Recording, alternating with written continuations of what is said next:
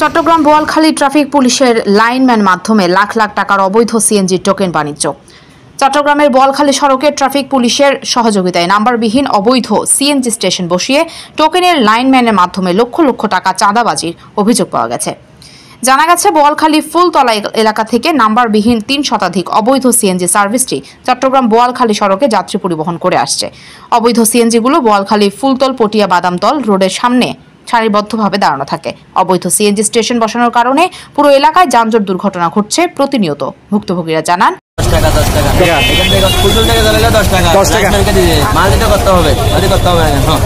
যদি না করেন কেন আপনাদের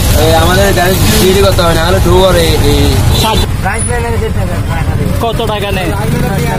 10 টাকা 20 টাকা করে নেই আমি শুনলাম।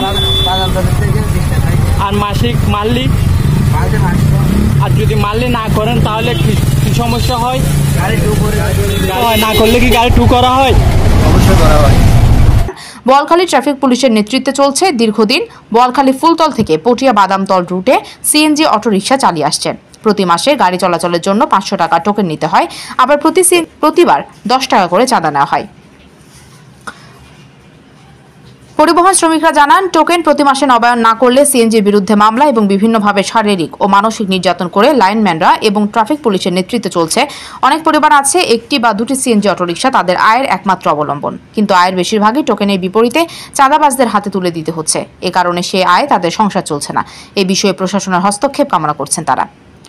চট্টগ্রাম বোয়ালখালীর দায়িত্বগত ট্রাফিক পুলিশ সাইফুলকে কল দিলে তিনি রিসিভ করে কথা বলে ঘটনার সূত্রতা খুলে বললে ফোন কেটে দেন। পরবর্তীতে একাধিকবার ফোন কলে তাকে ফোন রিসিভ করেনি।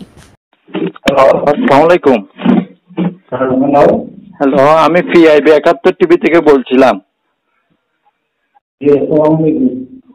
ইতিমধ্যে আপনাদের বিরুদ্ধে কয়েকটা সাক্ষাৎকার দিয়েছেন যে আপনারা বোয়ালখালীর মধ্যে যে সিএনজি গুলো চলে ওখান থেকে নাকি 500 টাকা করে টোকেন বাণিজ্য করে, মানে কি 500 টাকা করে প্রতি মাসিক নেওয়া হচ্ছে। এই বিষয়ে আপনাদের বক্তব্য।